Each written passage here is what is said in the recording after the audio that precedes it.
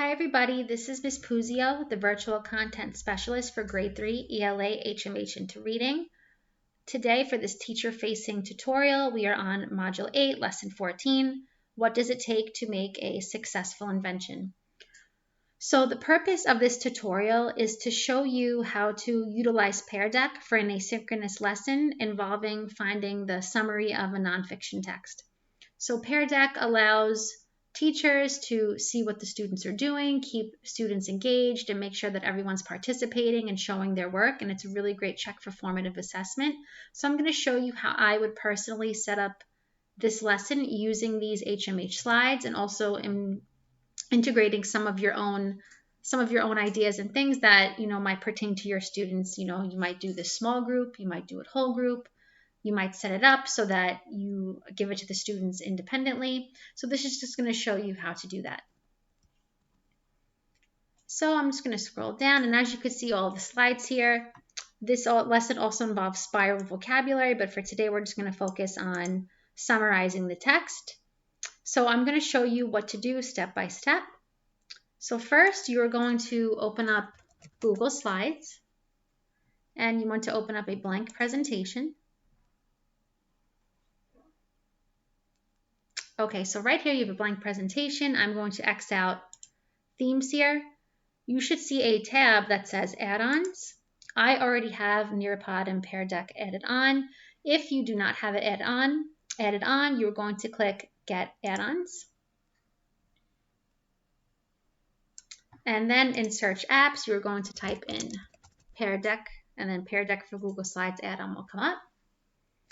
So you would click it or click this little button right here. That's what I would do normally. I would click it, and right here it would say something like install or add on. It depends on your school too. If they have it blocked, you might want to talk to your administrator or the person who handles your Google Classroom accounts from the G Suite, just so that they can make Pear Deck available. I believe for most schools it would be available. And then also, you're going to want to have the Pear Deck Premium. So you can get a 90-day trial of that when you sign up. So whether you have it or not, your school might have it purchased. You might have it purchased, but either way, you'll be able to access all of the features. So once that's installed, you can reset your Google Slides.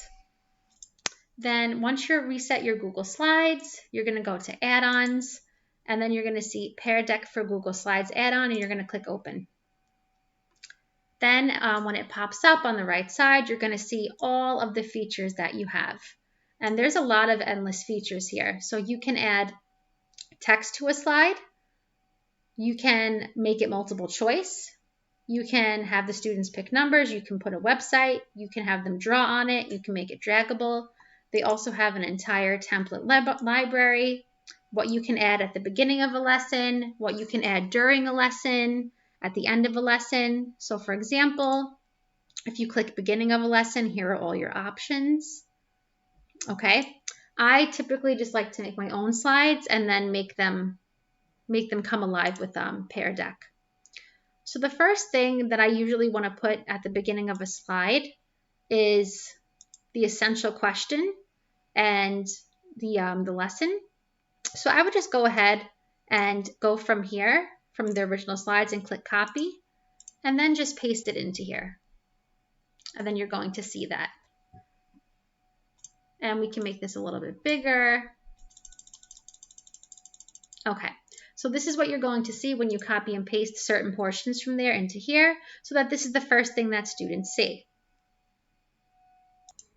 Then the next slide you would probably want to copy is the lesson objective. So I'm going to go ahead and copy and paste that into here. Click Keep Original Styles. Then something you're going to want to do is probably take the lesson objective and then just put that in like student-friendly terms, like an I can statement, such as I can summarize the main ideas of an opinion essay by using supporting details or whatever tool that you're going to be using. It's important that you have a learning target that is in student-friendly terms. Okay, so then the first thing I think is important, just to get a temperature of the class, I'm going to go ahead and click, I'm going to insert a slide here. I'm going to click New Slide. And what we're going to do is we're going to put a entry ticket just to get the idea of how the students are feeling. Okay, so right here in new slide, you can just copy and paste one. I would just put, what is a summary? Why are summaries important? Something like that. And I would just label it entry ticket. Okay, so then this is going to give you an idea of what students already know about summaries, especially when you're beginning the lesson. And since this tab says lesson objective, I'm just going to go ahead and make this solid and then just pull it up a little, just so it's covering that where it says lesson objective. Okay, so then what you're going to do is you're going to go to the templates here, and you can make it text where you have the students writing. I like to make it draw. So I click draw, and the students can draw, draw what they know about summaries, and they can also text. So see down here what says students can draw anywhere on this slide. When they get to this slide, they're going to be able to type or draw on it, and you're going to be able to see their answers. Then the next slides I would include on this presentation are the introduction and model. So I'm going to go ahead and highlight those, copy them, and then paste them into the presentation, just so it's there. So after they talk about what summary is, you have your introduction and your model. So then when you're doing this, obviously at this point, you're going to be reading the passage with them.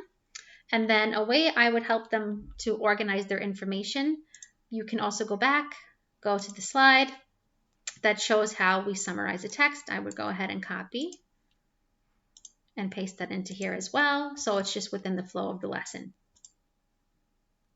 Okay, then afterwards, you're going to be reading the text with them, and then I'm going to show you the slides where they're going to be able to input their information on. So I'm going to go ahead and click Insert, New Slide. So it copies like how this looks, which is okay.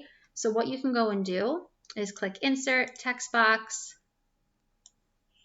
make it bigger, and then just make it solid filled.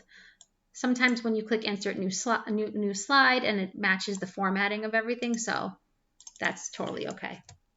So you could just make it bigger like that, not a problem. So the way I help students summarize a nonfiction text, first we discuss the differences between fiction and nonfiction, because with fiction we usually use somebody wanted to, but so then. So for nonfiction, something very similar to this, where it says find the headings, find the main ideas, write short topic sentences, that could be a little bit difficult for third graders to, I feel like, gather from here. So I kind of take what this says and I make it into my own to help the students. So I go to Insert Table, and I'm going to make an organizer for them. So in the table, I would think about the who or the what, the main idea.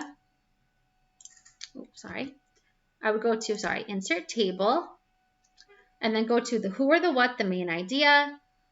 Then the next one would be an interesting and important fact 1, interesting or important fact 2, interesting or important fact 3, then a closing sentence. And then I go over and I make another, so a 2x5 row. So this is what it's going to look like. And I'm going to move this over. And then here I would write who or what is this passage about. Now here I put main idea. Then I would put here important fact from the passage 1. And I'm going to copy and paste that. Important fact from the passage 2. Important fact from the passage 3. And then here I would tie it up.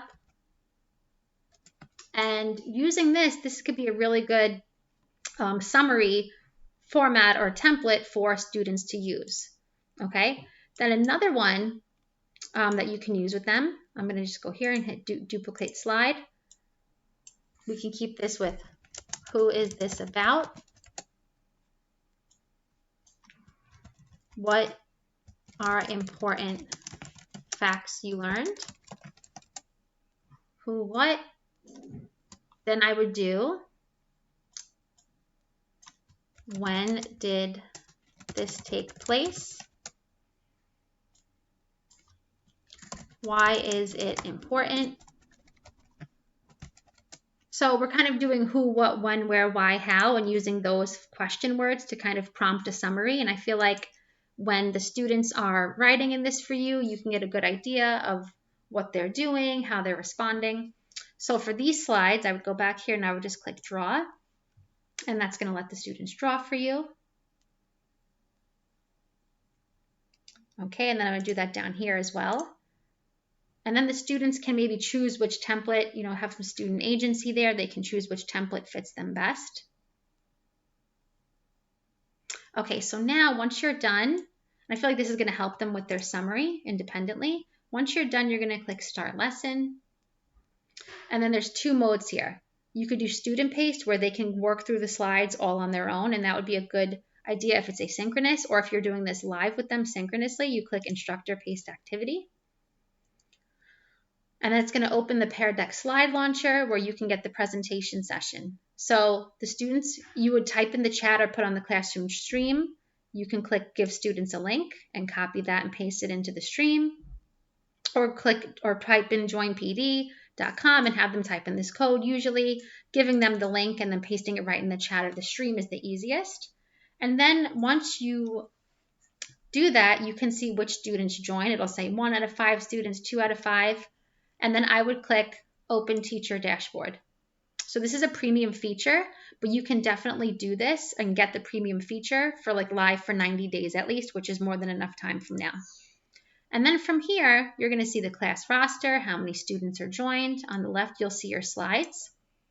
So each time you work through a slide or click it, that's what's moving it for the students. So if you're staying on this slide right now, this is what all of the students see. If you move to this slide, this is what all of the students see. And then you'll see right here, this is the entry ticket. What is a summary? Why are summaries important? And then you click that and the students will see that and begin writing. And then it will say wait for responses, and you'll see all the students who wrote and didn't write. And then once you go down, you'll do the same, work through the slides, read the passage with them again, and then have the students write on these slides here for you. And you can tell them, pick which slide you want. If you want to put it on student paste, you'd click these 3 dots and click that, and then the students can go through the slides themselves. So that's just a really great way to set up scaffolding summarizing for them and for you to be able to see their responses in real time.